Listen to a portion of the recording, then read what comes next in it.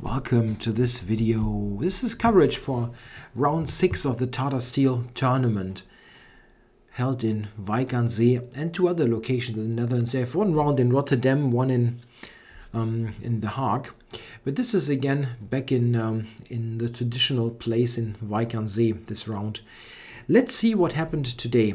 Of course, we have 7 games again. And there were some really interesting battles, but also 1 or 2 less exciting games. Let's start with the less exciting ones. And let's start with Hou-Wojtaszek with white against Hou-Wojtaszek. One of the surprises of the tournament, I guess. I mean, if you look at his rating, it's not a huge surprise, but he won against Carlsen and Caruana. Let's see. This funny move, knight e2, often just a move order idea. And in fact, in this game it also is related to a move order trick. Let's see, Wojtaszek plays knight f6, knight c3, d6. He's kind of forced to do that because he's a knight-off player. And yeah, if he does something, let's say like this, they all of a sudden have a completely different different line in the Sicilian that he might not know. So he's inclined to do this so that he's ready for the knight off in case of d4. She, however, played g3. Interesting. Going back to a close Sicilian type of setup, now with the knight already on f6. But white retains the option to still play d4. And in fact, we see that she goes for it. d4 right here. Takes, and we all of a sudden have transposed into a g3 setup against a dragon. Yeah, well, this is not the knight off, so Wojtaszek is not completely in his element, but this is just a very specific line within the dragon that is not very dangerous. He also played all this rather quickly, so nothing special really. Yeah, e5 is an interesting move. This is a very early advance. You would expect white to play something like castles. They are not doing such a quick advance. But e5 is an interesting move. Knight d7 is the reply. We should note that the capture can be answered by queen d8, trying to play against the king, or just queen e5. White's idea very often is based on this strong bishop on g2, White's concept. Yeah, he played knight d7, however. This is the more interesting looking move. It took him some time, so maybe he's now on his own, or at least, let's say, not really remembering what he has looked at a long time ago. This kind of sideline is, of course, not the focus of attention when you prepare the Sicilian knight off. You have to worry about lots of sharp variations, and yeah, this is really a backwater. Yeah, what is this? Isn't this a really good pin? Yeah, it is quite interesting. White now goes queen a4, and this now leaves black the opportunity to take the e5 pawn. Yeah, well, he can take with the d pawn, after which I think white will retain very serious compensation.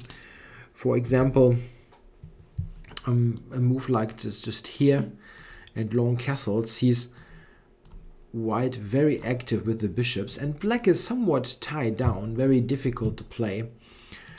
The other capture, bishop takes, looks even stronger at first sight because it keeps the pawn structure sound, but white has bishop to h6. And without castling, this is not easy to play for black, not at all. So this would have given white excellent compensation. Yeah, Wojtaszek decided to not take it and castle after a long think. Yeah, he was on his own now, obviously, while Hou-Wojtaszek was still in a preparation. Very nicely prepared, I think, this line, getting Wojtaszek out of his, let's say, comfort zone a little bit. I mean, he's an excellent theoretician, being the chief second of the world champion, former world champion, I'm sorry, Vichy Arnold. kind of used to the routine, but Carlsen is the champion over more than 1 year. So white takes on d6 now, and knight b6. That was the idea, an intermediate move. Queen f4, queen d6. yeah, this was very much, I mean, this looks like the most sensible way to play. And after the queen trade, which still seems to be part of her preparation, yeah, it's still played very quickly. White now has a very simple to play position, which is very important now. This is a weakness, this is a weakness. White has an active bishop, so this is the kind of preparation where you can easily, when you evaluate it, you can easily come to the conclusion that, well, white can never be worse. White might have a little something, and then you just play the game. It seems that, however, black is very solid. We shouldn't forget that also black has a good diagonal. This bishop is not exactly a bad piece, and there's also ideas like knight to c4 coming. That looks kind of weird. Knight c4 was played, and again knight d5 for knight e7, knight c8, and the bishop takes b2. This now is a very forced affair. Takes rook b1. Knight had to move, knight c7, rook b8. In this point, white already could have forced the draw. Knight a6, rook back, knight c7 is already a repetition based on this somewhat unlucky position of the rook. However, Hou-Wojtaszek, she didn't want to make a draw immediately. She took on b7, continuing for a bit based on the idea that white's rook is more active on the 7th rank. But after rook c8, counter-attacking, rook e1, yeah, also very logical, trying to double on the 7th. Knight c5, force the trade, rook e7, rook f5. We, with a very logical sequence of moves, have come to this position. Yeah, white really, I mean, she could have taken on a7 immediately, but takes, and here gets back the pawn. Yeah, rook c7 is what she tried. a5, king g2. Got a couple of more moves. We have the 30 move draw rule in effect, so they couldn't agree earlier, but this is really just completely equal. Check. Check. And here the repetition was found. Let's say I don't really think that this was played. This is very typical. When they draw, they put the kings in the middle of the board, but this was not played, I guess. She will just have gone back to g2 for a draw. Yeah, a very good preparation here by Hou-Wojtaszek. Not a very exciting game, but it was a very sensible choice against a very good theoretician, trying a little bit of something and risking very little. I mean, she is the underdog in this event, and she's playing against a player who's obviously got a good form, a good streak, the last result. So a safe opening that maybe probes a little bit is not a bad choice. Not very exciting for the spectator, but a very sensible way to approach this game. Let's look at the next one. We go to Ivanchuk with white against Ivan Saric. Yeah, Ivanchuk is leading the tournament. He had this 3 wins early on. And let's see what he can do against Saric. He lost yesterday this game against Radjabov, and is now on -1, if I'm not mistaken. Is this true? I think he's on -1. So we got a Slav. So Ivanchuk playing d4. Yeah? He plays every opening, really, absolutely every opening. So this time Slav, no 1 e4. e3, the so-called slow Slav. Nowadays, white has a hard time to find anything in the Slav main lines or in the semi-Slav. So they quite often play e3. An idea is that now the semi-Slav, white has additional options like bishop d3, playing with the knight back here, or to play b3, those kind of lines. What we have seen yesterday in Ding, Liren against Ivanchuk. Yeah, bishop g4 or bishop f5, however, are the main replies. And this is what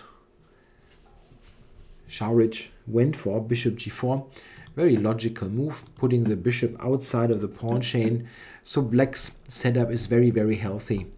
Yeah, it is very much comparable to a queen pawn opening with reversed colors. Yeah, if you think about the Tory attack or the London system, it's a very similar approach. Black has the bishop outside of the pawn chain and then puts everything in this kind of formation. Very, very solid stuff. The way forward for white here, however, is shown by Ivanchuk. If you want something, you have to go with this. Yeah, play g4, knight e5, grabbing the bishop pair and using the extra space. The whole development of this game is very logical. Knight d7, takes, bishop d2, where else? Bishop b4, and now the capture on d5. Yeah, I'm not a huge expert on this variation. I think that it is common belief that white can only count on a very, very small advantage here due to space and bishops, but black's structure, as mentioned, is very, very solid. We see that here Saric took quite a long time for knight takes d5, and it's a decision not to be taken lightly. The recapture here sets the tone for the game. C takes d is entirely different, of course, to E takes d. Yeah, after E takes d, white might do something in the center. Not right now, but there is a central majority for white, which is not the case here. But this, however, opens the C file, where you probably have a misplaced knight on b7, on d7. You want it on c6 in the structure. He ultimately went for knight takes, and this is again entirely different. Now we get a structure where white has a huge center, but black retains some counterplay with c5. Rook b1, b6. It looks kind of funny, but black will get to something that looks quite familiar, this structure. This can happen from a number of openings. The only thing, I mean, in general, this kind of 5 pawns here, 5 pawns against 4 and 2 against 1. This is a very standard type of pawn distribution. It can happen in the Grunfeld, in some semi-Tarrasch lines of the Queen's Gambit, in Queen's Indians. Yeah, there are many different openings that can lead to this pawn structure. What is a bit uncommon, however, is that white in this actual game has all those pawns advanced and a huge space advantage. Black's knight is really not a great piece. It is always suffering from lack of space. The thing that is a bit mysterious for me in this game is, if you look at this, white is definitely a little bit better. I mean, not fantastic or a huge edge or whatever, but white must be a little bit better. Yeah? He's got the better minor piece. Knight is not particularly great. He's got more space. It all adds up. And Ivanchuk is keeping his advantage all of the time in a way, but never manages to expand it to something very tangible. If we follow this a little bit, yeah, it all looks nice. Yeah, you have the queen traded, which is probably making some sense as white's king is potentially somewhat exposed. Yeah, a bit of a surprise here. Why not rook c8? But d5 was a little bit uncomfortable. If we check this, here we have got this kind of idea. Yeah, and if we look at the whole course of this, it always looks like white is better, even all the way into this bishop against knight endgame. But there's never a situation, at least when I looked at the game, where I thought, oh wow, white is really getting somewhere. Yeah, it's possible that Saric really defended this quite perfectly, but it's hard to tell. I couldn't really find any substantial improvement for white. He always is a little bit better, but it never is enough to really win. G5 is interesting. This forces matters and Check. gets to this kind of position. The tricky business here is that, well, black is back on evade, but by now he has a good chances to trade off all pawns, and this is what he did with this kind of action. Now white took here, and this is a draw, yeah, because the knight very quickly is attacking the remaining pawns and picks them up. Here we have a complete trade of everything. Yeah, and knight h6. Yeah, a little joke at the end, and here it is a draw. I mean, it is even a draw, funny enough, if black is not taking the pawn due to the wrong colored bishop. So I cannot really present you a brilliant analysis on this game. It is a bit strange because white really is better all of the time, a little bit, but there is no apparent improvement. Maybe someone who invests lots of time finds something, but Ivanchuk couldn't get anywhere in the game, and also the computer engines that are helping in analyzing such a game, they couldn't really come up with anything substantial. So maybe it was really a correct draw where white was having a little something, but it wasn't enough to win. The next game, Wely with white against Aronian. Yeah, Wely not having a great event, but it's clear that he has a tough time in such an elite field. He's the one of the lowest rated players in the event, but he has a vast amount of experience in those tournaments, so it shouldn't be underestimated. Especially with white, he is normally doing quite okay. He's scoring the odd win and is not losing often. I mean, he lost against Carlsen in an earlier round, but he has pretty decent white results. He's very often suffering with black, especially in the Sicilian. Okay, let's look what happened against Aronian, who really has a rotten event. Yeah, he's on -2. He didn't win a game. He lost against Carlsen in this somewhat, I guess, depressing game where he was a little bit worse throughout and then really couldn't put up any decent resistance. And he lost with this big blunder against Wesley so earlier. Yeah, so we got a trump. Surprise. Wely sometimes plays that, but it's not really a main weapon. d5, knight d2. Yeah, that's not a bad move order, actually. It's not very aggressive, but really, really solid. It's worth noting that the move knight f3, which looks very normal, it can be answered by knight e4, which is normally leading to a very decent game for black. Knight d2 aims to prevent knight to e4.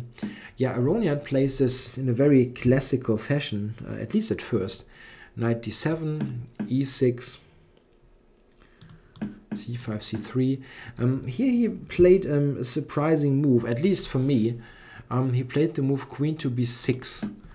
I'm always skeptical about those queen moves in this early, especially when the bishop is back on c8. I mean, this is a different matter if the bishop is on f5, where, for example, the move that white plays, rook b1, would be simply prevented. I'm never really positive about what this queen is doing on b6.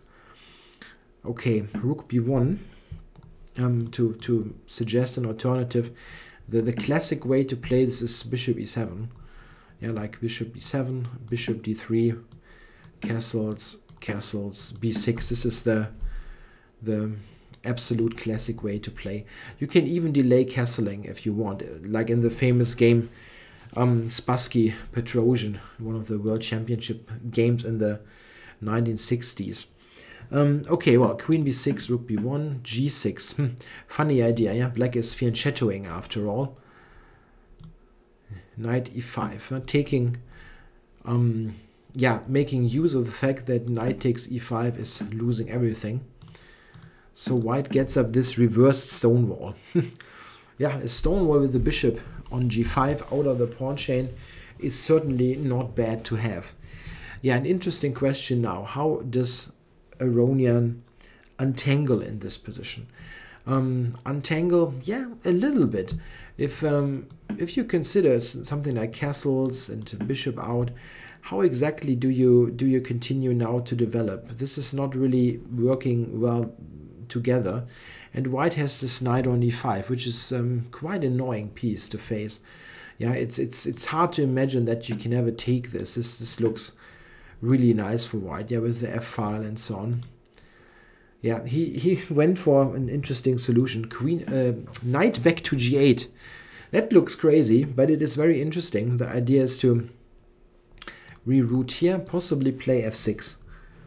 Interesting way to play. Knight to b3. Takes. Knight h6. And now, well, f6 is somewhat in the game, and knight can come to f5. An interesting setup that he chose. Yeah, and now when Wely took on h6. Yeah, debatable decision, but interesting. He prevents any knight to f5. And now continues after, oops, that was a bit too quick. Continues with this move. And ultimately with h4. Yeah, so this really quiet, unassuming opening has led to an interesting position. That actually happens quite often in those, well, boring queen pawn openings. If both players want a game, it will lead to something interesting ultimately, even if it's looking very boring from the start. To give you another example, if you have watched my channel regularly, I had a game in the Bad Wiessee tournament, the Open Bavarian Championships in late October, when I was playing Gerlev Mainz, a German IM. He played the London system against me. I had black, and we got a really sharp game going, because simply we both wanted a game and not just a boring draw or anything. So it was interesting. Okay, well, a4. Knight had to go back. And a3. Yeah, this run of the a-pawn is designed to create some weaknesses in white structure. And the weakness that is created now is the c3 pawn. This is, of course, a feature of this queen on b6. You sometimes can get concrete counterplay. Knight takes e5. Fe, bishop d7. Taking the knight is, of course, not an easy decision, but it was difficult to get pieces out. If you take, you really acknowledge that this is a very weak pawn on f7. And Aronian has a very interesting solution to this problem. g4, bishop a4, g5, back, bishop here, rook c8, rook f1. Yeah, how is black dealing now with the pawn? He simply sacrifices the pawn. Very nice. Check. Takes, king d7. So black has given up the pawn. What is the big idea? Yeah, it is in fact based on some concrete considerations that you could give up the pawn. Black is attacking the c3 pawn, which is the target for counterplay anyway. And white has a hard time to deal with that. If he covers with rook c1, rook f8, and this move is somewhat of a perpetual on the queen. White cannot avoid this draw. What can white do to continue? This is the threat. Yeah, and this is the threat. So taking and this perpetual on the queen. What white did was the best chance. He played knight to b3. Now the capture is impossible due to this check.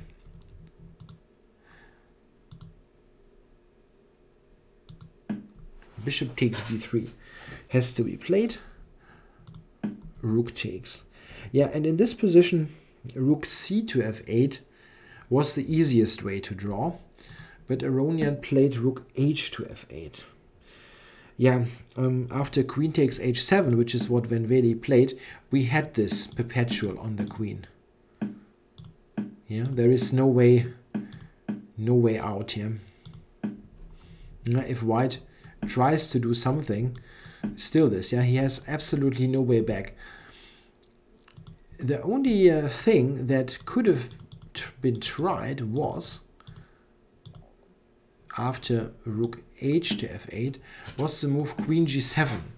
Not taking immediately, but asking black how he will continue now.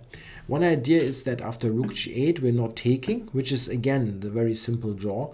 But to put the queen on h6, it looks very elaborate, but the idea could also be to now play rook f7. But it is still a draw, and this is due to the fact that in this position black can actually strike with rook takes e3. Rook takes, queen b4. And this nets black enough counterplay to secure a draw. This even white sometimes has to be a bit careful. So king d2, for example, rook c8, rook c1. I mean, white has to be careful. Well, he will draw. It's not really that difficult, but if you try something really stupid, you can lose. It's not like he has to find a series of only moves, but trying to play for a win wouldn't help. This position, for example, bishop b4 is the... oops, no, that was wrong. Bishop b4 is the threat. And there's really no way for white to do anything better than this, putting up this pin. And now after queen f2, it is really a draw. Yeah, they agreed to draw after this perpetual on the queen. So I guess a result that for both players is not super satisfying, but also not a disaster. I think Aronian is trying really hard to win a game. It's tough, yeah, for him. 6 rounds, no win, 2 losses, and some really frustrating games. Okay, the next game that I'm going to look at is the game Radjabov with white against Giri. This is, yeah, I'm kind of undecided what to tell you about this game. If you look at it, it looks spectacular, but if you do a little bit of digging, just a little bit, it's not a huge effort that you have to invest, then you can easily imagine that they pretty early on knew that this was going to end in a draw. I'm spoiling a bit with saying that it is a draw, but let me show you. We have a Tamanov Sicilian, which is something that Giri plays sometimes, not very often, but he does play it. And Radjabov now plays the move queen to, no, sorry, here, plays the move queen to f3. This is a funny looking sideline. It is an interesting line. White tries to quickly get castled, and sometimes queen to g3 is an interesting option. A line that is not explored very much, so an interesting choice. And it leads to a sharp position, no doubt about that, but it is a sharp position with a little twist. I have to put up my notes here. Here, in fact, black has a very funny possibility that I became aware of when I checked this with the computer. Black here, theoretically speaking, has to move bishop a3. This is really a funny move, yeah. The idea is that that takes is losing due to knight e5, with the double attack and the rook. So white cannot take it, but b2 hangs. What are you doing about it? Castles is the move. Knight e5, queen g3, queen takes e3. This is a crazy line, really, yeah. But it turns out that after this, it's a simple capture. I mean, this is really no move at all. It blunders the knight. It turns out that this is a fantastic position for white when you dig a bit deeper, as I mentioned. Knight g6, queen d6. White is dominating on the dark squares, and this slightly open-looking king is really no problem at all. So this is a little trap. The move bishop a3 looks really funny, but it is a bad move. Yeah, knight e5 was played, queen g3, long castles. H5 and then long castle. I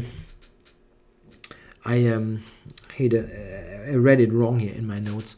Yeah, h5. This is a strange looking move, definitely. But it is not a new move, and Giri has played it before. And this is the thing that is important for this game. So Radjabov could have expected this position to some extent, that it might come up on the board. Of course, Giri can play another opening entirely, but it was something that must have been on his radar. And it was played in the Tashkent Grand Prix tournament, so just, I'm not sure about it, 3 or 4 months ago, something like that. I think it was in November. So Giri was black against Kayakin, so a really top level, high level important game. And the craziest thing is that what they play now, is the absolute main line of the Houdini engine. I mean, if you give this position to Houdini and just do this space bar thing, press, let the computer tell you just after a couple of seconds what it believes to be the best move, you get exactly the game that they play. Exactly the same game to the end. It's really, really interesting. So it is possible that in a way they knew that it might come to this draw, and they just I mean, Radjabov now spent 20 minutes. If he really figured it out over the board, and this would be funny, but it is all basically what now he's playing a bit quicker. But Giri is playing quickly. Maybe it is a case that Giri knew that this is a line. From here, the Houdini engine shows you the complete game. And when you see it, it is a very logical sequence of moves. I mean, h4 for the tempo, b5, black has to develop the queen side, f4, knight c4, takes. The issue is black has no development. So white will try to use this quickly. If white is, well, losing time, and white and black gets in like bishop b7, knight f6, rook c8, he will just have a good position with the bishop pair. Also, at the right moment, the move b4 comes into consideration. Yeah, f5. This is the main move of the engine. Bishop b7, rook f1, and from here it shows the draw. This is what we get now. Rook c8, takes, and here it is. Bam. Rook f7. Spectacular, but just a draw. King takes, b3. This was the point. The queen is attacked, and if it moves anywhere, checkmate. The mate. Check. Check is the point. King b1, queen c3. Now you can take, because check. After queen takes, you can go to f8. Check. Rook f1, knight f6, check. Rook f6, and this is the draw that I was talking check. about from the get-go. And here we simply check. have a perpetual. Check. If black goes here, white gives this check. And you cannot escape really. You can go here, again check. You get a check, and if you go here, again check. You get a check, and so on. It's a perpetual check. So when I looked at the game in my analysis, I didn't have the clock times. Now that I see them, it is probably the case that maybe Radjabov really played this game and Giri just had his analysis all worked out, which is not a special feat when you play this line, because it is quite logical. The principled way is just as they played. Yeah, black is taking this risk of having nothing out, no development, but if he survives this direct onslaught, he will be better. So it's kind of a strange game when check. You know that one side was just reproducing their preparation. But this is modern chess nowadays. If you play a sharp line, it can easily happen that most of the game is prepared beforehand. And for Giri, it definitely was the case that he knew that this draw existed. Pretty sure about it. Okay, so a draw in this game. They both didn't make any headway with this result. Okay, so I can now conclude that we are done with the draws. So the 3 remaining games are decisive. And let's start with, what do we start with? Maybe Jobava with white against Wesley. So e4, e5. So yeah, I had a conversation yesterday with Joe Benjamin. He said that when you're producing a chess video where Wesley So is featured, for some reason you feel inclined to use this little filler word so even more often. And I feel it might happen. So if you want some funny game, maybe get yourself some drink of your choice, and every time I'm saying so, you drink something. I don't know. Let's see. Knight f3, knight c6, and we got the Italian game. One of those anti-Berlins. I'm not sure if Wesley So is playing the Berlin variation, but anyway, we pretty early on get a unique game. c3, knight f6, d3, a6, castles, bishop a7. This is a completely conventional position out of the Italian game. Black's setup with a6 and bishop a7 nowadays is called normally the modern variation. Not quite sure. This modern is always a weird kind of thing, because a weird kind of naming, let's say, because what's modern today is outdated tomorrow. But okay, it is nowadays a popular setup. Black is immediately getting the bishop out of harm's way, giving it a very safe place on a7, and you are flexible in the center. You not yet have determined if you want to play d6 or d5. Keep it like there for a moment. You have not even castled, but black will most often will castle. Only if white decides to weaken with h3, he might play h6, g5. Okay, but it's white to move. White normally in this position plays the move bishop b3. Sometimes they play knight d2. And Jobava here really manages to find a novelty. A really interesting case of a novelty. There are hundreds of games played, I think almost 1,000 in the database, and he plays a novelty. The really funny looking move, bishop d5. Yeah, you need a moment to let this sink in. What is bishop d5 for a move? Yeah, I would really look a bit bamboozled if someone springs this onto me, and it could happen. I play like this as black. What is this move doing? Yeah, on the surface, white is threatening to take, win a pawn. Black has to react some way. So actually decided to. Did he really think about it? Yes, maybe he did it over the board. I don't know. Yeah, just figuring it out over the board. It's possible. You never know. Yeah, Wesley So he took now after 15 minutes. It takes a moment to collect yourself after this. Yeah, he takes on d5. This is, of course, the most principled way to play. Just taking this bishop and grabbing the bishop pair. You can really ask the question, what would have happened if black just went d6? Asking white what this bishop is really doing there. I mean, it is a completely stupid looking piece, and the only purpose is basically to trade. Maybe he would have traded. Check. This kind of position, I mean, sometimes pops up in the Berlin, the anti-Berlin. Now white, however, has spent a move with c4, d5 capture instead of b5 capture. Tough to say. I mean, it's certainly a playable position, one that easily can be played over the board. So maybe around equal.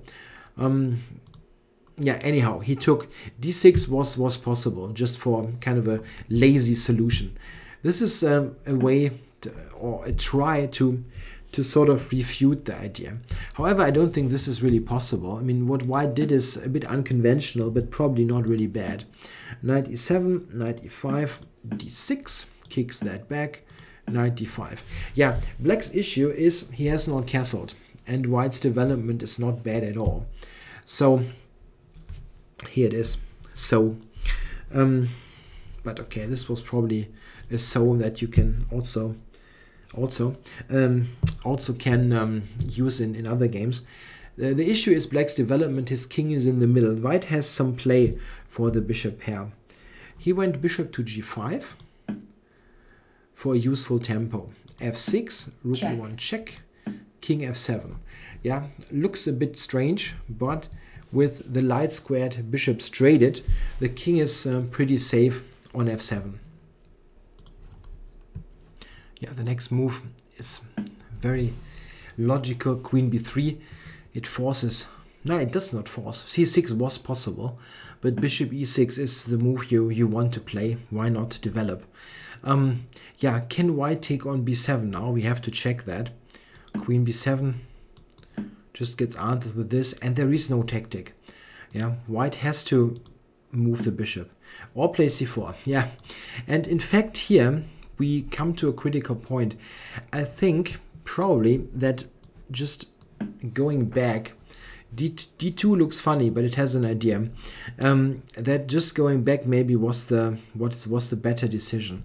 The idea is that after black has attended to the b7 pawn, for example with queen c8, I mean, I don't know if he has to cover it. Anyhow, what I suggest for white is pretty much regardless what black plays, is to go with c4, knight moves, and bishop e3, this kind of thing, to get rid of one of the bishops and just make sure that you don't have to struggle against the bishop pair all the time. Yeah, I mean, black can try to, well, play c5 or something, but then you go knight, go knight c3, maybe d4. This looks, I don't know, pretty harmonious to me. Maybe this was a simpler solution. What he did, as it is typical for Jobava, he wants to play complicated, enterprising chess. He went with c4. But we see now, takes, bishop back. We see now that in this position, he cannot take on b7. After queen b7, bishop b6, this queen is absolutely trapped. Rook a7 and bye-bye to the queen. And this means that, well, you cannot grab a pawn. This means that white, while being on equal material, is sort of chasing after the bishop pair. Yeah, white has 2 knights and black has 2 bishops, and this amounts to a very serious, almost a material advantage with the 2 bishops. White has to find compensation for this, as any normal course of events, just like trading pieces, like trading rooks, yeah, all this is just favorable for black. He wins any endgame easily. 2 bishops against 2 knights, is he wins in his sleep. Yeah, those pawns are even weak. So white has to come up with something, and it is very difficult because black's king is fairly safe after g4, knight back, rook f8, knight in the middle, king g8. Black has managed to castle.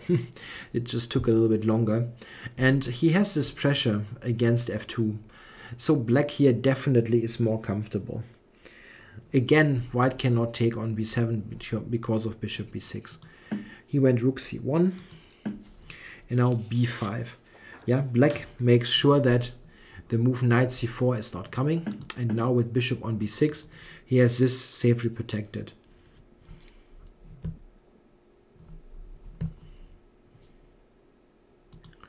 a4 for knight c4, trying to get concrete play. White really cannot sit and wait. Yeah, then the bishops will, in the long run, win this game for black. Bishop back, knight a5. This was the counterplay idea, activating the knight, possibly getting it to c6. And here's the problem. Black has a very concrete play. Yeah, in this position, white probably should have taken on c7, but he did take on c7. He should have played maybe knight to c6. It is very difficult, however, to defend this position. After knight c6, why knight c6? Am I right here in my notes? Oops, I'm sorry. Nope. Of course, after this, white has to play this first. Yeah, we have to cover f2. Yeah, I was wondering, why is knight c6 a move? Isn't f2 hanging? Yeah, I have notes on paper that sometimes sometimes I just skip a line and I wonder, what is this all about? So rook c2, rook f7, this was inserted, and now knight c6. This makes quite more sense, trying to take here. I think this was better than taking on c7. This is what Jobava did. After this, black gets this in with a tempo, and by the way, bishop f5 was a bit stronger. The reason is that after bishop b5, queen c3 was still a possibility, while now bishop f5, queen c3 is answered by bishop takes e4 and f2 collapses. Bishop b5 allowed queen c3, but he didn't play that. And this is slightly strange. If we think about it, the queen is attacked. It's clear that you have to move the queen, and you don't have many squares. He decided, Jobava, he decided to take on d6, and this loses pretty straightforwardly. Queen c3, however, there is no direct loss, so it is to be preferred anyway. Yeah, well, it's hard to analyze. Yeah? It's a complicated position. Still, black is probably easier to play, but the thing is that you have to do that simply because queen d6 is not really on. It's not so clear to me how black exactly should continue here. Knight on e4 does a good job. Yeah, they all defend f2.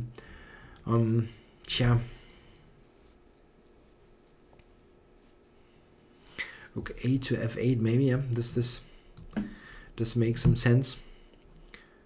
Maybe white can even go d4, trying to block this bishop. A very complicated game.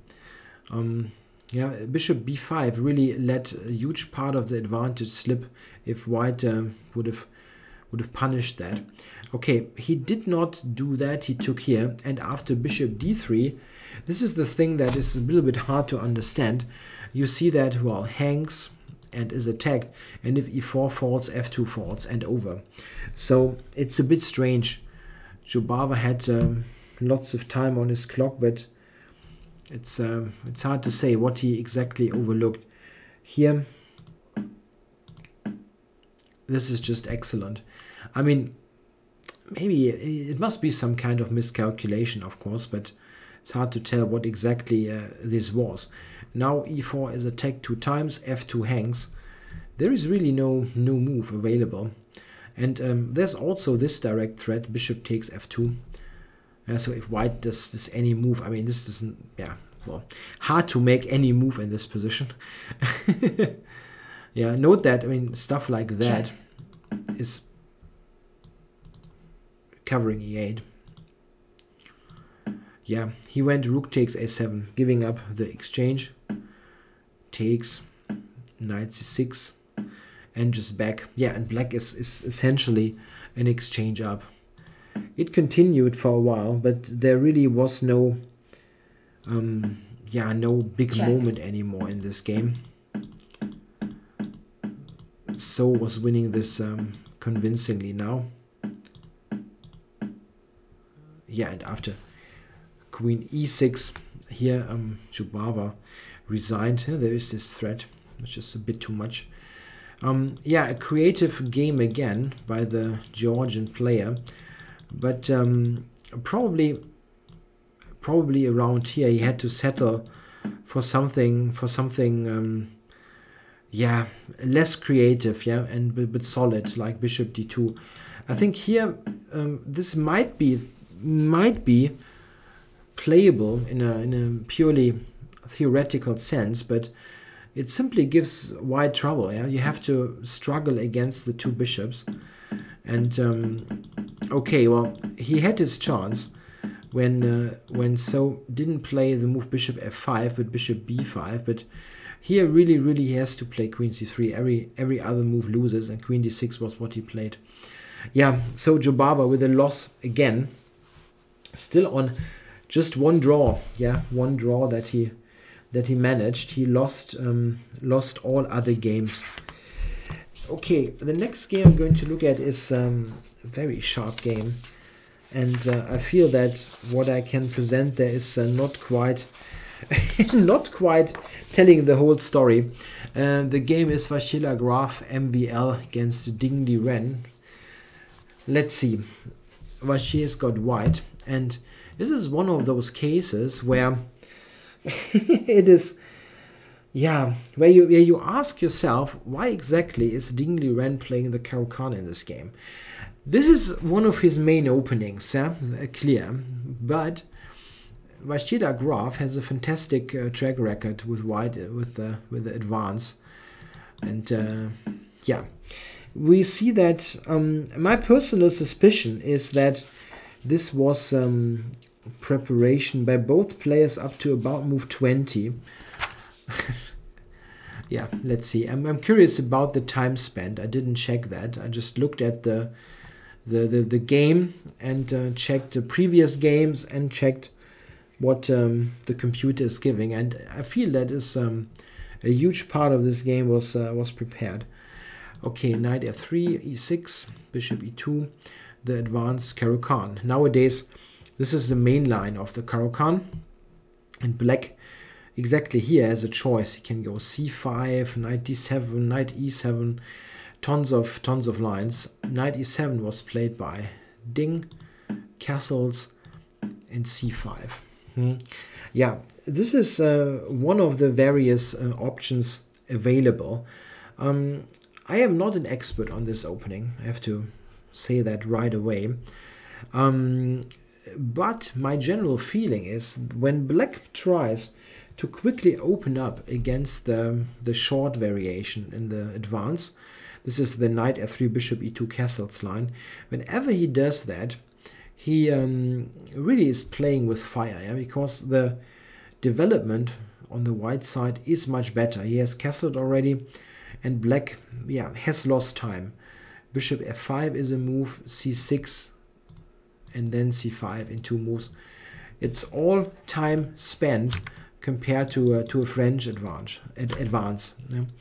And the key point is that white is not playing a passive move like c3, but he plays actively, opening up the position with c4.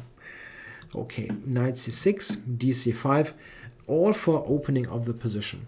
Black now went d4. It's pretty much what you have to do. If you play something like this, it's not clear that you will equalize in this very open position. White can just develop knight c3, queen a4 is a move. Yeah, the issue is the slow development of the king side. Yeah, d4. Anyway, this was to be expected because it was played earlier by Ding. Ponomarev, Ding Liren, but this had actually not d takes c5. I'm sorry. This had this had knight a3. Ponomarev played knight a3 against Ding in the Tromsø Olympiad. But still, this was a line that Vashir easily could have anticipated. So Ding is basically saying, okay, I'm also well prepared. Show me what you got. d4, queen b3, queen d7, rook d1. That was the idea of queen b3, quickly getting the rook into play. And we see black has not developed his king side. He tries to do that. Knight g6, knight c3, all played before. The original game was from last year, in fact also in Wijk aan Zee in the B group, where the Dutch chess legend Jan Timman played the white pieces against Sabino Brunello, one of the top players of Italy. And Brunello played knight takes e5, and it was a very, very sharp game that Timman ultimately won. But now Ding is coming up with a, at least technically speaking, novelty. But I guess they both have looked at it. f6 takes... Oh, Vashir is taking a long time. Is he trying to remembering his preparation? I cannot believe that he's doing this over the board. That would be really strange, because the position could have been anticipated very easily. Okay, e takes f6, g takes f6, and now knight d5. Maybe he was recalling his prep.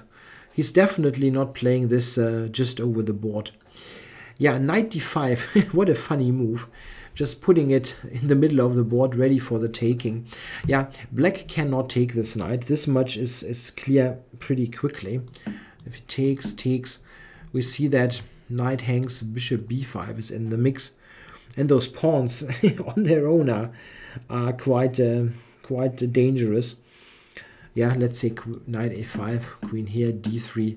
White will just take, and at the end, black is still left here with this lousy knight on a5 that really has no square.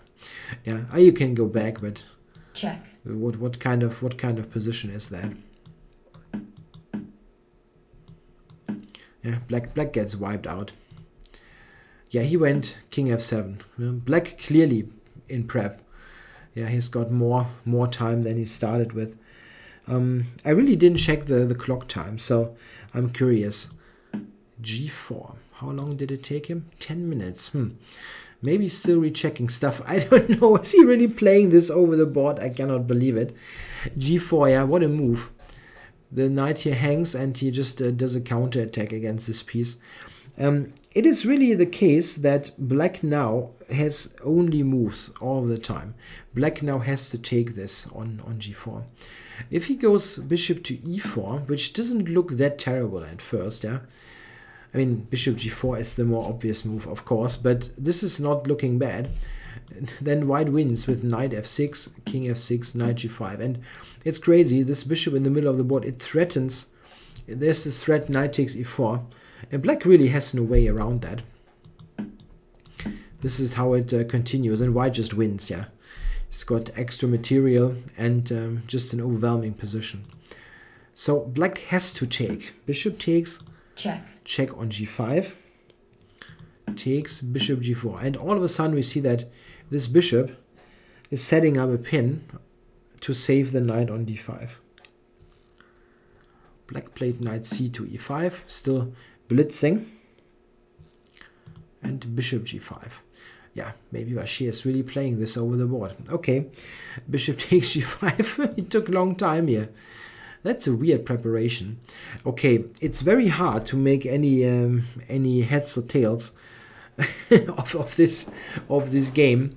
Yeah, well, this hangs quite obviously, but white does not have to take care of that. He can take. The reason is that after knight takes g4, which is not a good idea, queen f3 is strong,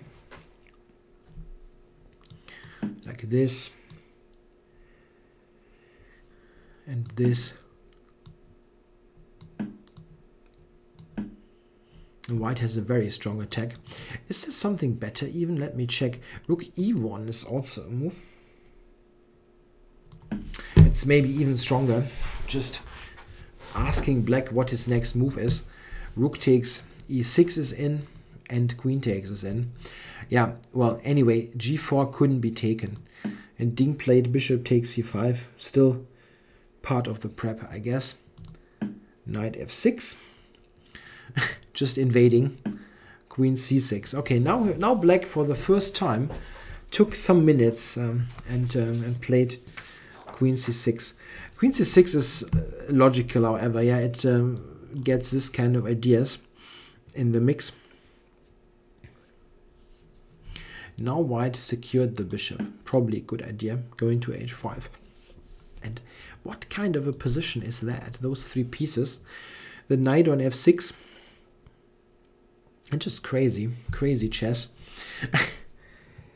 What did black play? King g7. Yeah, okay, he feels that he should tidy up his position a little bit. And maybe wants to play rook to f8. This makes lots of sense. Yeah, rook to f8. Trying to maybe get something on f2 after d3 hits. Played queen to g3. Yeah, getting the queen over. This looks sensible. Rook a to f8. And rook e1 attacking on d5. It is interesting that if you look at it with a computer, as I obviously did, it gives you all this as the best moves. They really played this perfectly according to the engine. Black now went rook takes f6 and rook takes e5. Yeah, back to f7. And now with the time ticking down, the first tactical mistakes start to creep in. Vachier now takes. This is still okay. And now plays bishop f4. Yeah, this seems to be somewhat inaccurate, but it's difficult to see. Rook g5, bishop e5 is the idea, but bishop e7 now. Yeah, bishop e7. Had to recheck my notes. Is giving black a decent game. This is what he played.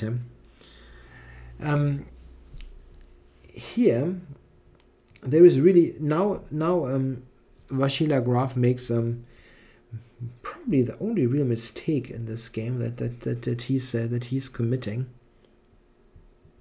Yeah, he went rook e2, looking at the f2 pawn, covering it for this idea. It seems that instead of this, he should have played rook f1, covering this pawn. The problem is that what he played, rook e2, also covering it. Here, instead of queen c4, the move rook h5 was very strong. Not a super intuitive move, but it has some points. One point is rook f5 and simply getting out of this diagonal. After bishop e5, bishop f6, black, it seems, has a good position. Yeah, rook f5 is really a bit annoying, and c4 still hangs. So it would have led to some advantage for black, this move, rook to h5, but it didn't happen. He played queen takes c4. Yeah, just taking the pawn, after which rook e1 is again coordinating quite nicely. You have this pressure against e6, and he actually won the pawn really quickly now. d3, rook e4. Yeah, the bishop was hanging. Rook e4, rook d5. This was the idea that Ding had, I guess. But queen d5 seems to be a mistake. Queen c2 seems to hold. It's pure tactics, of course. Queen c2, rook e6, bishop f6 seems to hold for black. Yeah, there's the d2 counterplay. But it's tough to see why queen d5 is any worse. The reason is that now later he took on e6, f6, bishop d6. Yeah, this was the problem here. The queen gets attacked like that, and the move bishop to e5 is hitting. In case of queen f5, there's even another move hitting. Yeah, if you like, you can try to find the next move by white. It is really strong. Yeah, have a look.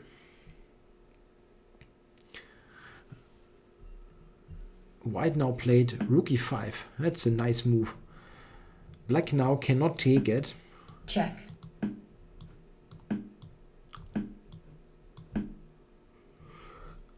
And wins. He had to move the queen, which wasn't really what you want. Back to h3, and now rook e to e6. Always intending this kind of sacrifices. Yeah, now he didn't find anything better than taking on g3. Check. Which is certainly helping white, yeah, making the pawn structure better. d3 hangs. Yeah, white is winning by now. It is impossible to hold. This is designed to prevent the rook capture and bishop e5. So h5 is a good defense. b3. Yeah, just improving and ultimately taking this pawn.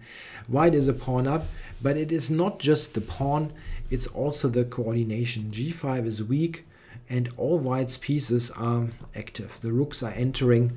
It is a winning position. And it was over relatively quickly. If we check, scroll ahead a little bit, another pawn was gone. And here Ding resigned. This was decided in a battle of pure brute force calculation out of this super sharp opening. Yeah, basically when they go for this kind of line, they trying to play like play like their chess engine at home, calculating this perfectly. And it seems that with limited time here, Vachier was the better of the two. There were one or two key moments. Here, rook h5 was strong instead of this move. And here, queen c2 was better. It's very difficult, all this, yeah, trying to be so precise with calculating the single lines. Queen c2, rook e6, bishop f6 was much better. It's still a very complicated line, of course. Oops, I didn't even do that. Still very complicated. So a win for Vachier and a loss for Ding Liren. He had these 3 wins from round 2 to round 4, but now with this loss, he's down on a +1 score. Yeah, let's look at the game of the round. We clearly have a game of the round today. It's not so easy sometimes, but today it is clearly the game between the world number 1 and the world number 2, the world champion Magnus Carlsen from Norway and Italy's Fabiano Caruana. Caruana's got white in this game and definitely will not be very pleased with the outcome of the previous game where he lost against Hou-Wojtaszek. And Carlsen definitely on the rise in this event. He had defeated Aronian and is on a +1 score before this game. Caruana on a plus, still on a plus, also on +1, by the way. Yeah, so it's a battle for getting to this good spot to chase Ivanchuk. And of course, prestige. Let's see. E4, C5. Aha. No Berlin Wall. This is maybe really part of Carlsen's approach here in this tournament. He wants to play a bit sharper. We already saw the Leningrad Duchess and so on, and it seems that he's also not going for the Berlin or 1e5 in general. So we got the Rossolimo, bishop b5 against knight c6. Interesting. Caruana normally plays d4, but I mean he also plays bishop b5. They all do, but it would have been interesting to see what Carlsen would have played, what line. In their last encounter in the Singfield Cup, Carlsen had played exactly the same. He played the accelerated dragon in this game in St. Louis. I'm pretty sure he wouldn't have repeated that. But okay, would have been interesting to learn, but Caruana went for bishop b5. g6, one of the reliable responses there. Takes d3, bishop g7. Yeah, a very normal setup. Has been played hundreds of times. 3 and e5. This is what black normally does.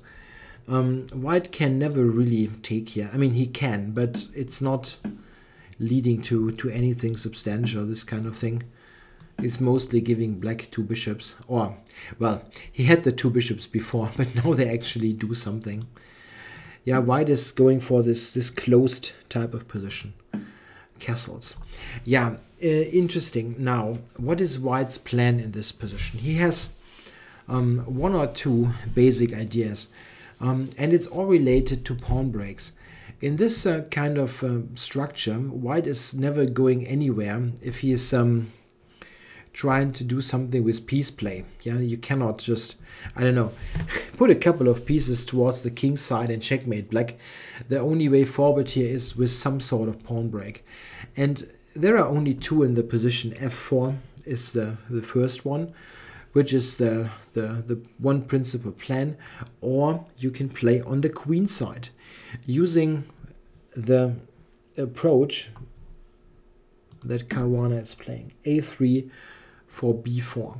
This maybe look funny a bit, a3 b4, maybe because, well, why would you help black to get rid of the double pawn? The thing is, the double pawn, really these two pawns, they're not weak at all. Yeah, they cannot be attacked. It's a huge difference, let's say, to weak pawns in some Nimzo Indians, for example, where one of the pawns, especially the one that is nearer the enemy camp, where this is the weakness to attack. For example, in the Samish variation of the Nimzo, the c4 pawn is a weakness, but this is safely protected. White with b4 is intending something else. We will see the structure. Queen b1 is played to prepare b4, and Carlsen with knight h5 pretty much ignored that. He could have played a5, but I want to get to the position b4. If black now takes, which he didn't, here this kind of situation, here white has made some headway. The idea is the a file is open. Those pawns can be weak, and white has ideas related to the move b5, where sometimes b5 dislodges this pawn and then you can jump to d5. So this is not a bad kind of transformation at all. Carlsen is in fact not taking. He is ignoring the possibility of b takes c5.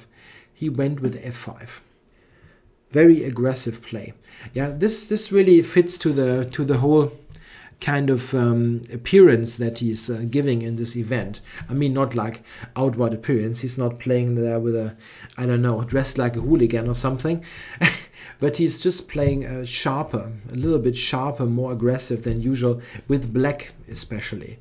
Yeah, you've got those two Dutch games, or the Dutch game, the d6, g6 against Giri, and here he went for the Sicilian and now takes this chance to play in a very dynamic fashion. This leads to a very, very tense game. Yeah, Caruana takes on c5. I mean, this is really the only move making any sense. So takes, f4, intermediate move, bishop to d2, nothing else. And now pawn takes. That's important. This is much better than queen takes. If the queen takes, white gives this check for tempo. And then the very strong move, queen to b4. It's very strong. You have to understand that if black takes, a takes, a file is open for pressure, but there are additional ideas. One very important idea is that now, after the f pawn has gone all the way to f4, the e5 pawn, the base of the f4 pawn, here e5, is just protected by this bishop. And white can do some, somewhat elaborate looking maneuvers, but ultimately this pawn will be a very big weakness. If you think about it like this, like knight somewhere, bishop to c3, knight here, knight to c4, and the pawn falls.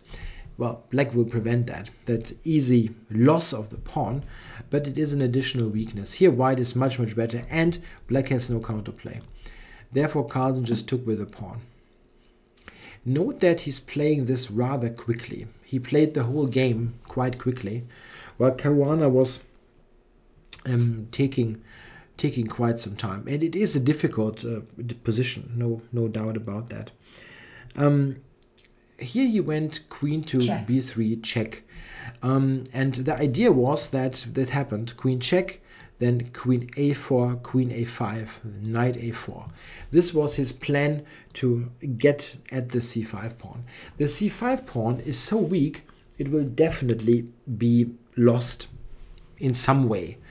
So Carlsen's approach here is really strategically risky. He's giving up this pawn long term for attacking chances, and these attacking chances are of course connected to the g-pawn push. I looked at an alternative, knight a4. The idea is like this maybe, yeah? Then take the pawn. Looks like it may save a move. Yeah, this is 1, 2, 3, and this is 1, 2, 3, 4. Yeah, so it is not a stupid idea, and could have been played, and leads to interesting positions. But it's not clear that it is really any better than what Caruana did. For example, where is my line? Bishop e6, Queen b2, Rook b8, Queen c3. And Rook b5. It's a funny looking move, but it's probably not bad. Covering c5 for the moment and asking white how is he going to make progress from here. If he regroups with knight b2, looks very normal. Black has a strong move, knight f6, trying to go back here. Or alternatively, if white plays this move, which looks very normal, he gets hit with the super strong move knight d5.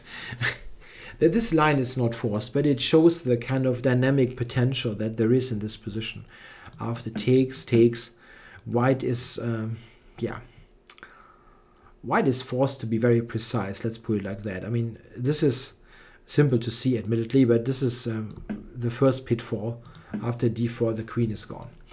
Many tricks in this position, ultimately, though. Check. But he went with a check. Queen a4, intending here first to take, and then queen a5.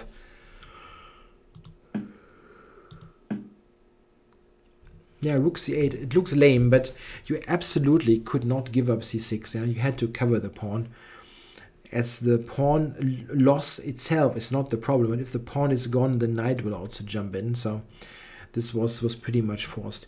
So after queen a5, it's also clear black cannot just sit still. He has to do something. And the only moves really coming into consideration now are g5, which is what Carlsen played, and it seems okay. Or the move c4. c4 was also possible. After that, knight a4 is the idea, trying to go to c5. It's not clear that this helps him so much in comparison to the game. g5 seems to be alright, and it is also the sharper, I mean, it's a more direct way to play. And Carlsen went for it. g5, knight a4, g4. Takes and takes. Yeah, note the time. 30 minutes, 29 minutes against more than 1 hour. This will become a factor. Yeah, what should white do now? Yeah, taking on c5 is the first thing that comes to mind. What we can easily conclude is that knight c5 is not working. Takes, check, and rook f6 to h6 will be mate. White will not be able to avoid this. So he couldn't take with the knight. So what should white do? Taking with the queen? This is what Caruana did. And it seems okay. It is very, very complicated after that, but really there is no way back. So queen c5. Principled move. Queen f6. Note, it took him almost 10 minutes to take on c5 with the queen. It is difficult. The practical chances that are with black here are not to be underestimated. Black is having the initiative for just one pawn, and defending it with limited time is really, really difficult. This position here, in fact, is already very, very tough to play. What should white do? Caruana played knight to h2. Relatively quickly even. He probably had thought about the move when he took on c5. The question here was, are you moving the knight to h2, or are you allowing black to take on f3? The principled other move was a rook move, yeah, like rook b1 or rook e1, some move like that. Rook b1 looks a little bit more logical, yeah, with the rook possibly going to g7. After this move, black definitely gets a strong, or he has a strong initiative, but we can see how it unfolds. Queen g6, intending to take. King f1. And now there is the big point of this attack. Knight g3 check. Not very obvious, yeah? I mean, when I first saw that, I was always thinking, okay, I understand that black has some play, but isn't this knight, like, not participating? It is participating, and it is happening in lines just as we saw them here. Knight g3 check. That's very strong. If white now takes, let me look. My notes are kind of a mess, but this sort of comes with the territory here. F takes, maybe just F takes. Yeah, now intending to take. King e2 takes, takes, Queen h5. Rook f1. Okay, g2. Yeah, black has a super strong attack. It is probably not enough to win in some lines, but a very, very strong attack. Caruana's move is actually stronger, I believe. Yeah, he plays this knight h2, but knight h2 here. This is, I think, the stronger move. But still, it's not a move that solves your problems. Yeah, it just keeps. It continues this kind of attack that black sets into motion. Carlsen now played f3, the most aggressive move. He just lets this bishop hang. And quickly. Yeah, he didn't take huge chunks of time. 7 minutes, okay, but not like 30 minutes. What he could have done, why not? He had the time, but he was playing to keep the pressure on. f3. Wow. So the bishop is hanging. Yeah, white has to take this. He cannot allow just f takes g2 or something like that, so he took it. Knight g4, queen g6. Can white now save his material? He cannot. This knight move is directly losing. Knight f4 leads to a devastating attack. The ideas, combined ideas here of knight e2, which is, this is the first big thing, of course, but other attacks are also happening, like rook b1, for example. You have to give you some air. Check. This is one very convincing line, threatening checkmate, and white has no move. Yeah, if you, let's say, go here. Check. Check. Check. Check. Check. Check. And somewhere here white will resign. It's just far too much. Knight e3 you cannot play. And also a move like, let's say, queen e3, trying to defend with queen g5, is also not going to work ultimately, due to, where is it? Rook f4, yes. What an attack. Takes, Check. takes, Check. check, and here. Black is a rook down, but checkmate. Or Check. Checkmate. this one. Or, yeah, you get the idea. What white has to do is, this is the only move to Check. prevent the immediate mate. And Check. here black will win the queen. White can hang on, however. This is not a losing line, but the line that he played, this queen e7, is in fact the best move, it seems. Better than queen e3. But, well, time trouble, you know. Carlsen now took on g2. Rook f2 b1. Yeah, I mean, this wasn't playable at all. Check. And over. Rook b1. Queen g4. So black, the world champion, he got the piece back. Queen g5. Very understandable. Trying to trade queens. Queen e2. Not agreeing to that. But queen e3 was covering stuff. Queen g4, queen g5 back. Caruana, of course, has no objection to a draw by now. He's really under big pressure. He has less time on the clock, so a draw would have been fine. But Carlsen is not agreeing with that, and of course not. He still has the initiative. takes, knight f4. This was a strong continuation. Black is installing this great knight, keeping his pawn, and if white ever decides to take, I mean, like here, what a diagonal, plus f3. Yeah, this is actually what was played, right? Yeah, this is what was played. The thing is, if we look at this and check this with the computer, the line that the computer gives as the best defense, I think, is very difficult for a human to play. I mean, yeah, maybe not. I don't know. King h2, it looks weird.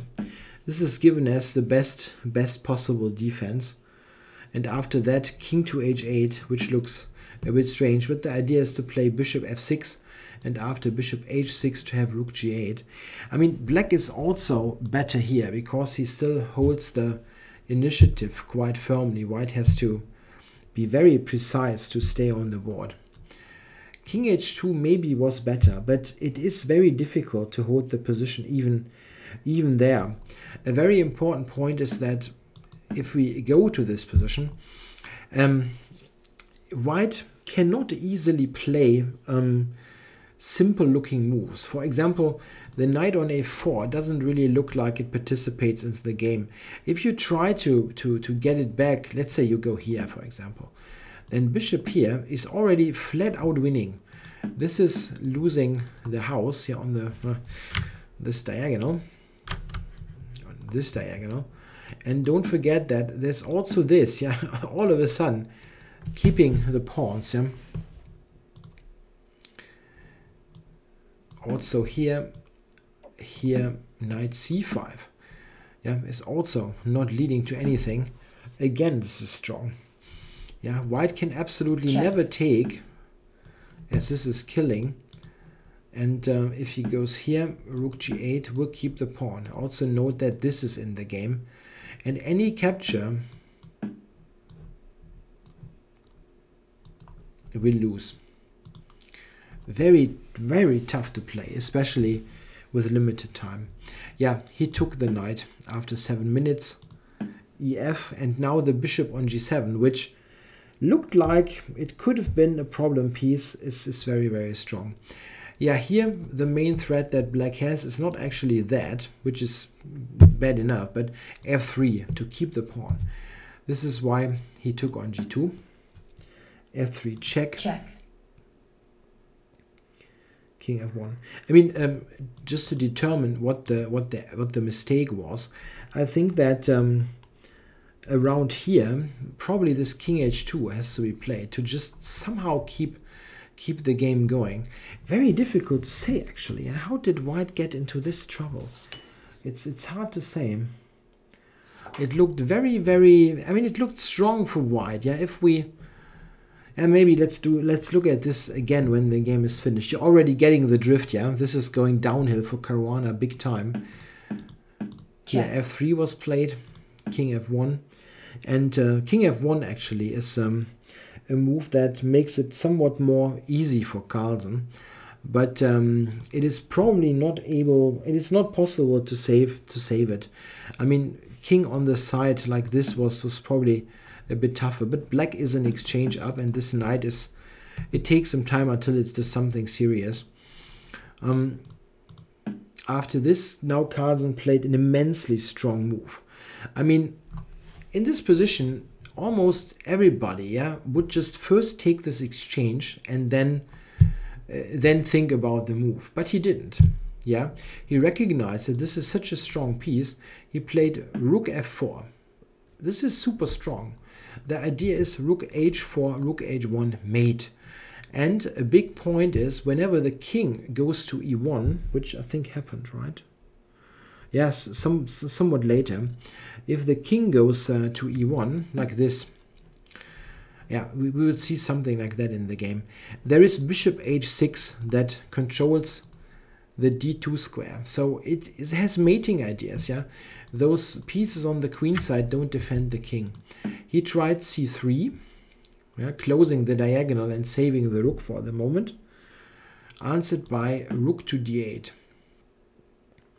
Yeah, now d3 hangs. What are you playing? Play d4. Yeah, on rook d1. This is the kind of checkmate that I was talking about.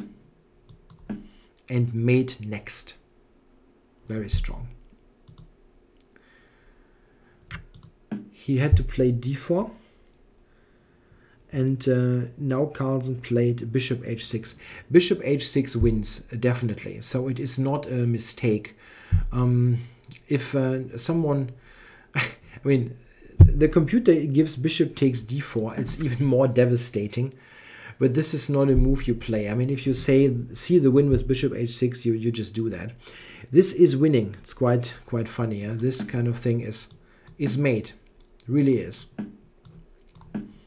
Mate, yeah, I mean, unbelievable. Yeah, the rooks they totally dominate, yeah, combined with the pawn, and these are just mere spectators. Carlsen didn't take on d4. He had found another win. Bishop h6, taking away. No, wow, I'm drawing wrong arrows. Keeping this under control. So he's got this mating nets in the position. King e1. Check. Check. Yeah, you can ask about this. King e1. Is there another move? Yeah, rook h6 is the threat. Yeah, if I'm going here, for example. Sorry, rook h4 is the threat. Threatening here. And king g1, king somewhere is over. It's mate. Yeah, he tried to run to this side. Check.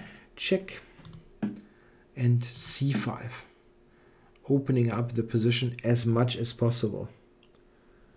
Yeah, on knight c5, there's rook e2. What a power player. Rook d2, rook f2, and rook here for mating on the first two ranks. Yeah, king c2 is what he played. Takes. King d3, d3 was a threat. Rook e2, here, c4, takes this. Yeah, it is really completely lost. This accelerates it a little bit. This move 93, this move 39, not 93. Rook b2 was a possibility for the rook trade. But black is also winning in this position. Yeah, it's simply too much. This is what Caruana played, and after rook e2, he resigned the game. Yeah, Carlsen at the end in this super complicated game, he had still 20 minutes left, so he always had the pressure on Caruana on the clock. And he had the pressure on the board. This was a fantastic game, really, by the world champion. I mean, really, there's no mistake whatsoever. He didn't even make any inaccurate moves. When he got the advantage, he was pushing this mercilessly. And I'm not even sure what white did wrong. I mean, you can determine the point when it got basically when it was a losing position. Yeah? After here, white probably loses, but where exactly happened? Where did it happen that he got into this trouble? You cannot really around here. Maybe black's attack is so strong that he should always have enough. It is really possible. But, well, I didn't analyze it for 3 hours or anything. Very, very difficult. I mean, this makes a very logical impression. But here, this arises kind of by force. Maybe there is some way to keep the equilibrium here. But how exactly, I cannot tell you. Even this business here with this engine move, king h2, even here black is definitely for choice. If anybody is going somewhere, it's black. Yeah, he has ideas, well, White just can try to hang on. Yeah, great performance by Carlsen. What can you say? He's completely in the tournament now, yeah, with those 3 wins in a row. And this is a big quality that he has. He sometimes has those lousy starts where he is not doing much, losing a game, and then all of a sudden he gets his gear in and then starts to win games. Let's have a look at the standings. This is the table, the cross table, how it looks now after round 6. I didn't put any up after round 2 or 3. It does not make much sense, but here really get a picture after about half of the tournament. Ivanchuk leads, a bit surprisingly, with this 3 wins, no loss, and he's followed by Hou-Wojtaszek, Carlsen and Wely. So yeah, they all are on +2. And there are still games left here, especially Ivanchuk. He has to play Hou-Wojtaszek, Carlsen and Wely. So yeah, Ivanchuk mostly has played at the tail enders. Yeah, in the next players are Vachier, Ding, Giri with +1. Yeah, Ding with an up and down tournament, 3 wins, 2 losses. Vachier with this very complicated win today. He lost this Sicilian against Ivanchuk, but really made a good impression otherwise. Yeah, Caruana is down on 50%. He had this super quick start with 2 wins, but then he lost now 2 games. Radjabov is on 50%. Yeah, he had lost against Liren. This was his King's Indian. Yeah, very fine game by the Chinese player, and he won against Saric, who is on -1. He beat Jobava, lost 2 games. Hou-Wojtaszek, she's playing a pretty solid tournament, not really a bad performance. Couple of draws, is on -2. When she won't be enthusiastic about her play, but it's not terrible. And she had some of the guys that were in better shape, yeah, the top guys here. When Wely is on -2, he's basically playing on his rating level, so nothing too terrible. And he had Carlsen and Ivanchuk in super shape. So yeah, Aronian is really the guy who's probably most. I mean, Jobava obviously is not very thrilled with draw, but Aronian, he has won this tournament before, so being here second to last is really nothing that he can be very thrilled about. Yeah, and Jobava is playing very creatively interesting chess, but half point is just too. Yeah, he will be very disappointed, let's put it that way. Okay, we will continue tomorrow, and I will do coverage of the tournament even from my vacation. I'm on vacation starting tomorrow for a couple of days, and but I have some equipment with me, so I will be doing the round reports unless there is some internet issue, or I mean, it's always a little bit insecure when you're away, but I hope it works as I expect it to be. Okay, I hope you enjoyed this coverage. I most likely be back tomorrow with the next round. Thanks for watching.